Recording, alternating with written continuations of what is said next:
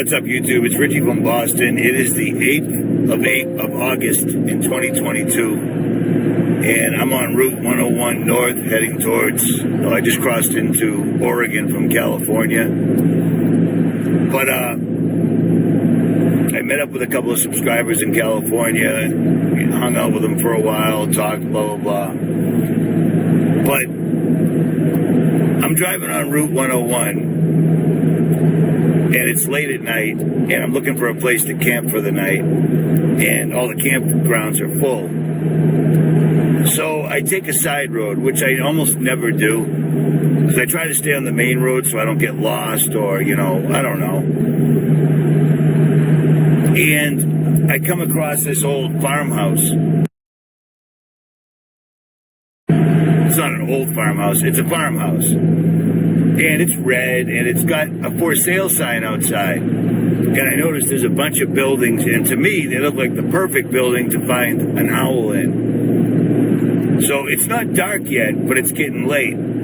So I creep into the driveway, and I don't know what the laws are. Like, can they shoot you on sight for trespassing? There weren't any no trespassing signs, but there were a bunch of gates. And the gates were open. So I went in, and I went up to this big barn, and the barn doors were open, and there was cars parked, all around, dump trucks and farm trucks, stuff like that. And I popped my head in, hey, hello, nobody answered. And then I saw a house. So I wander onto the property even more, still wondering if there's a shotgun pointed at me. And I knock on the door and nobody answers. And I'm like, wow, I guess nobody's here at all. Which sucks because they're probably going to pull in while I'm on their property. And I notice this road going up, and I'm thinking to myself, let me see what's up there. I drive up there, and there is another house with a four-wheel ATV outside and a Dodge PT Cruiser. And I can see there's people in the house. So I wave, hello, and it's an elderly couple and 3 dogs. What looks like an English bulldog, like a 𝗵𝗵𝗿𝗀𝗄, a smooth coat border collie, who's about 1.5 years old, who ended up ripping my arm open pretty bad with his claws by accident, and an old fuzzy dog, I don't know what it was. And this couple, I said, hey, how you doing? I'm traveling across the country, blah, blah, blah. And I saw you had a barn down there way at the bottom of your property. I was wondering if, I could pay you $20 or $30 to park there for the night. I said, I want to do a little bit of filming, try to see if I can catch an owl. And they said, sorry, but no. And I said, okay, no problem. And the whole time, the woman's trying to give me a first aid kit for my arm that's bleeding really bad from the dog. And I kept saying, oh, don't worry about it. It's no big deal. I got skin like a girl. Anything cuts me and I bleed, so no big deal. And they start talking, saying, we'd like to let you stay, but we've had really bad issues over the years with hiring people to work on our farm, because it's a massive, massive farm that has all sorts of trees and all sorts of different crops. It's got a saltwater river going through it. It grows myrtle wood, etc. Which myrtle wood only grows in this one specific spot in Oregon, and then again in Israel. And if you read the Bible, one of the horsemen from the apocalypse will emerge from the myrtle wood trees. So that's crazy, and I did not know that at all. So they say I can't stay there, but the old guy sits down and lights up a cigar and starts talking. So I sit down and start talking. And next thing you know, he says things like, we've been trying to sell the farm, and he showed me some paperwork. The farm's been appraised at $7 million. And it's got like 10 buildings on it, 3 houses. It's amazing. And they're selling it for 1.8. And the only reason they haven't sold it is because everyone that wants to buy it wants to grow weed, marijuana on it. and he wants someone to buy it to farm it, like he's been doing for 22 years. You know what I mean? And he starts explaining to me that Americans have no idea what's coming. He said, there is going to be a famine in this country this winter on a biblical level. And I'm standing there going, I can't believe this old guy who's 80 just said this.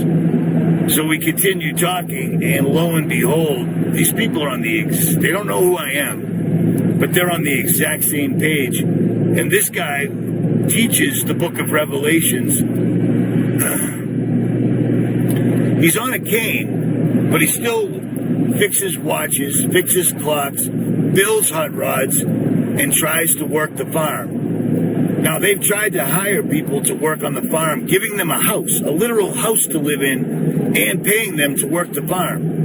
And what that resulted in was the people they hired taking advantage of them and robbing them, stealing gold and all sorts of other things from them. And then when they went to the police said, well, do you have serial numbers on the gold? The guy's like, no, because I've never even heard of that. Serial numbers on gold, whatever. So, their fellow man that they tried to help out by hiring them to give them a decent wage to work an honest job robbed them. The police completely did nothing for them.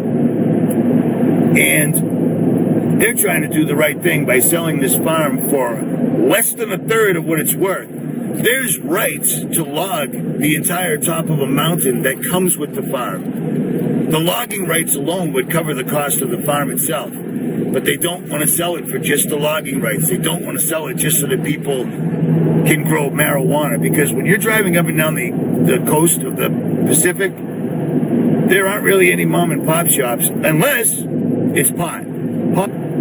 There aren't really any mom and pop shops unless it's pot.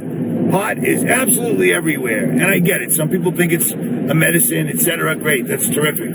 But it's all there is absolutely anywhere. Billboards every place. Same thing on the East Coast. Have you smoked pot today? If you haven't, you should.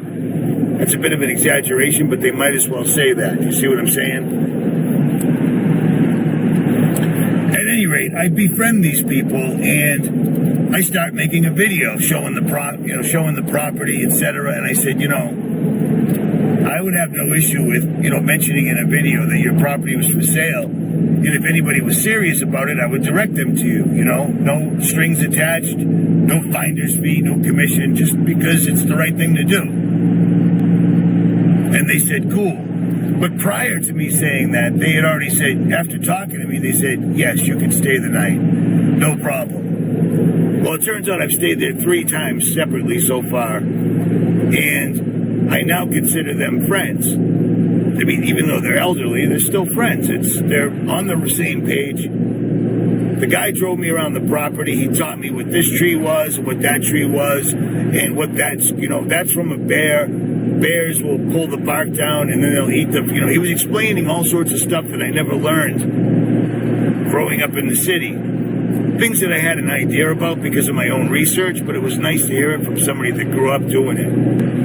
At any rate, I'm going to show some video of their property, and if anybody's happening to look for a place that is the ultimate self-contained bug-out location with your own mountain and your own access to a river that's loaded with fish and myrtle wood, literal myrtle wood, like in the Bible. 2 places. This one spot in Oregon and in Israel. And the horseman of the apocalypse rides out of the myrtle wood trees. That is crazy. I have never once in my entire life stopped at some random house that I had no idea who it was and approached them to see if I could either A, stay on their property, or B, film their property or whatever. And for some reason I did here. And this is what the guy told me. He said, an hour before you showed up, I prayed to God that he would present me with someone to witness to. And then you showed up, meaning me. And then everything that he said was something that was incredibly quote-unquote coincidental to me or relevant to things that I was thinking about, talking about, or praying about. It was insane. Absolutely, utterly insane. How in the world would somebody that lives in a town off the coast of New England end up in this guy's farm on the coast of the Pacific, and they're on the same page? And it made me happy. A bittersweet happiness, but a happiness nonetheless, that he said America is going to face a famine like they've never seen before. Americans don't know what it is to go hungry whatsoever at all. Americans have so much access to cheap, GMO, high-calorie food that we are the fattest country in the world. You know what I mean? They have no idea what it's going to be like when there's no food. Anybody that knows how to grow their own food or how to make alternative food not from a supermarket is considered a survivalist. You're labeled in this country. You're not just a person. You're a something. You're a survivalist. You're a prepper. You're a bug out. You know what I mean? The government labels us with these things, but then out of the other side of their mouth, constantly tell us to have months' worth of food put aside in case. This guy John told me something while we were riding around in his ATV up on his property, which I'll show you footage of.